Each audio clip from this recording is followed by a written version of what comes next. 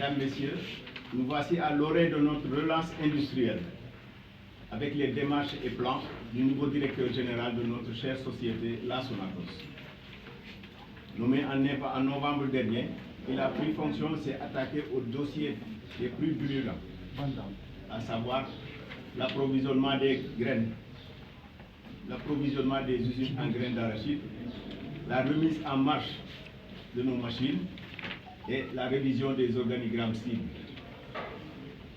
En ce qui concerne l'approvisionnement des graines, c'est-à-dire la campagne arachidienne, aujourd'hui, nous sommes à 1280 tonnes, 11 280 tonnes d'achetées et payées. Donc, mais c'est à cause de l'endettement de la campagne passée, 2023, que nous n'avons pas pu solder, parce que ce que nous avons acheté comme stock de graines n'a pas été structuré ni vendu. Donc cet argent-là qu'on a emprunté pour acheter les graines, il fallait le rembourser pour avoir un autre crédit auprès de la banque islamique. Heureusement qu'on est arrivé à ça tout dernièrement. Et le DG aussi, le nouveau DG, a pu trouver 10 milliards pour solder les opérations, les réceptions de graines au niveau des usines. Donc, comme je l'ai dit tantôt, solder les autres banques pour un bon et vrai fonctionnement de la Sonacos, sans oublier les 10 milliards reçus et injectés dans la campagne la semaine dernière. Les installations, tout le monde sait que les installations de la Sonacos, c'est depuis Mathusalem, c'est depuis le temps de Colombe. On a beau faire, refaire, remise en état, modernisation et tout, ça n'arrive pas. Donc c'est pour ça que l'année dernière, M. Obidiaï Fada n'a pas pu travailler le stock qu'il avait acheté, les 22 850 qu'il avait acheté, parce que les machines n'arrivaient pas à marcher.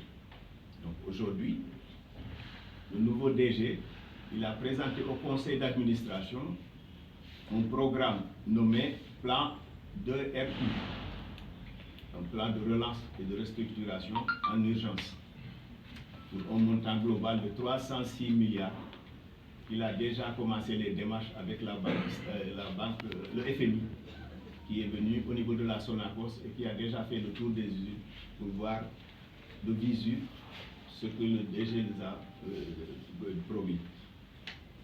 Alors, en ce qui concerne les effectifs, la Sonacos est sous-effectif depuis longtemps. Mais c'est à cause du manque de graines qu'on ne peut pas embaucher en CDI les travailleurs. Donc on a plus de 2000 saisonniers. Mais malheureusement, depuis presque 18 mois, 16 mois, 17, 18 pour certains, on ne peut pas travailler parce que si les machines ne marchent pas, on ne peut pas augmenter nos charges de façon négative comme ça. Donc il faut attendre qu'il y ait de la matière, mais aussi attendre que les machines puissent fonctionner pour qu'on puisse réembaucher certains. Mais aujourd'hui, même au niveau des permanents, il y a un gap à combler. Il y a beaucoup d'intérêts. Il y a des gens qui sont là, qui occupent 2 à 3 postes parce qu'on n'a plus les effectifs. Et on ne peut pas augmenter les charges alors que les machines ne marchent. C'est pour ça que ce manque de matières premières qui fait que la Sonacos n'arrive pas à se remettre debout et que les milliers de saisonniers sont au chômage depuis 18 mois. Nous pensons qu'il est temps de fermer définitivement les frontières afin que la matière première de l'industrie locale reste sur place. Parce que les graines d'arachide, ce n'est pas seulement la Sonacos. Il y a Copéol, il y a WAO, il y a CAIT Touba, il y a au moins 300 petites unités qui sont autour de Touba. Et toutes ces unités emploient des Sénégalais et vivent des arachides graines. Donc si on laisse les étrangers continuer à exporter nos graines, c'est vraiment tuer l'emploi au Sénégal. Et au finish même tuer l'industrie. Parce que l'industrie ne vit que de graines d'arachide comme matière première. Donc si on n'arrive pas à avoir cette matière première qui est nécessaire au fonctionnement des usines, vraiment on ne peut pas employer les Sénégalais. Et à la longue, les usines vont fermer. Les embauches, mais aussi de quoi avoir des ressources financières pour moderniser les installations. Donc s'il n'y a pas de rentrée de fonds, la société ne peut pas évoluer parce qu'il y a même des difficultés pour le fonctionnement normal. Donc la première décision du nouveau directeur que le syndicat salue entre dans le cadre de cette mise en norme des services afin de mieux faire face aux défis en vue.